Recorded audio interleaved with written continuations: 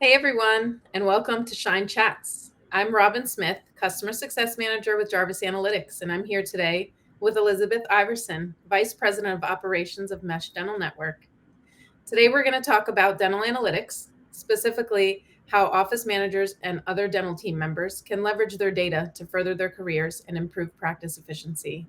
Thank you so much for joining us today, Elizabeth. It's always great to see you. Thanks, Robin. Appreciate you inviting me. Of course. As somebody such as yourself that has held many roles in the dental world, can you tell us a little bit about how and when you started using dental analytics and how you've seen it evolve over the years? Sure. What's really interesting is dental analytics is not new to dentistry. Matter of fact, we've used it for a long time because I've been in dentistry since the late 80s. But formally, it was really actually came to us obviously by our dental CPAs, right? Or your CPA or your accountant, which they had great information and I would get access to it on a quarterly basis. But the reality is that information has been around a long time. What's wonderful is today we're seeing how we can get that information instead of on a quarterly basis or twice a year or annually, and we can have it at our fingertips. And so I've seen a tremendous amount of growth that we're able to have in a dental practice because we have assessments or tools that give us real live information, and we don't have to wait till end of month or the next month for last month's info. Yeah.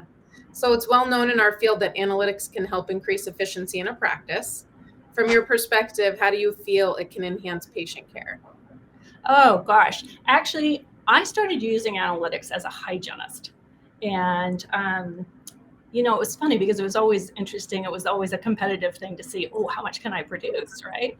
And then I started thinking about.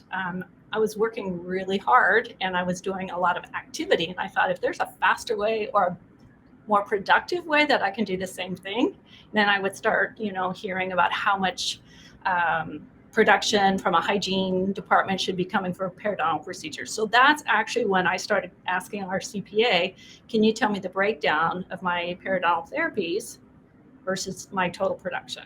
And he was like, you're a hygienist? Why are you asking me these things?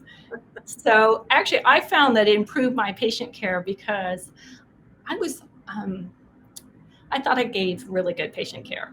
And of course, that's our hearts, right, as hygienists. But when I realized the percent of how I wasn't providing the best care because I was doing a lot more prophies. And so that was eye-opening to me. It was really, and so I have to say that was the first thing. Yeah, if I think back to my time as a hygienist, I never had analytics at my fingertips. I didn't know about it. And I often now wish that I had something like that. It was always kind of a hidden secret of what's your production looking like. And, you can't know what everybody else is doing. But almost 20 years in, and I had no idea that, an analytics product was available like this. And, from tracking numbers to helping to make sure we're not letting patients fall through the cracks, there's just so much value in the information, and I just want it to be out there for everybody.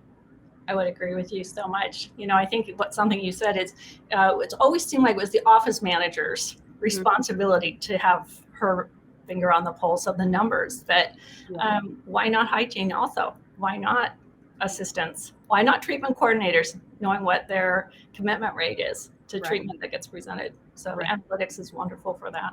Yeah.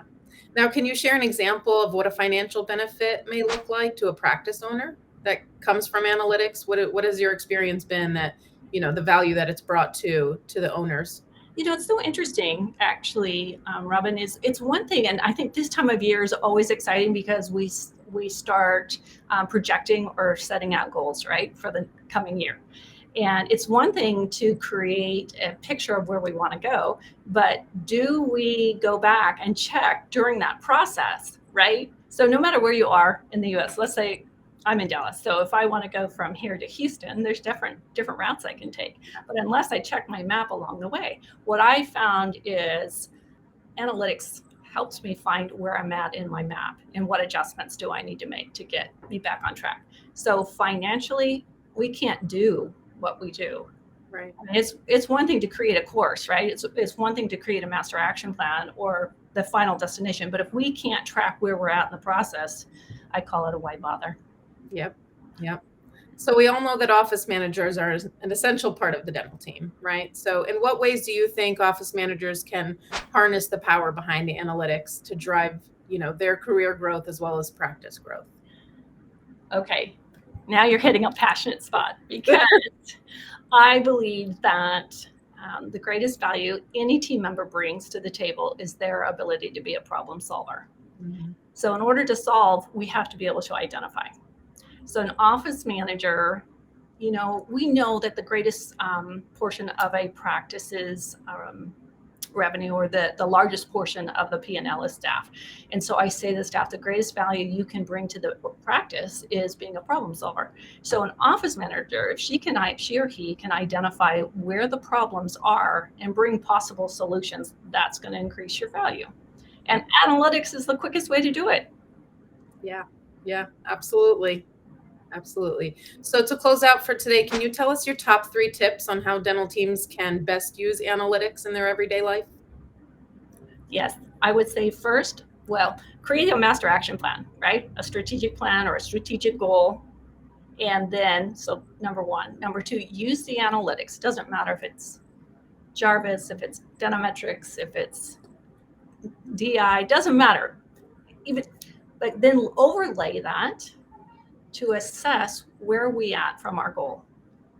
And then third, make the necessary adjustments and adaptations to get back on track. So create, assess, and adjust is what I would say, Robin.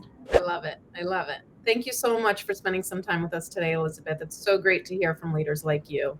Oh, it was my pleasure, Robin. Thanks. Enjoy, everyone.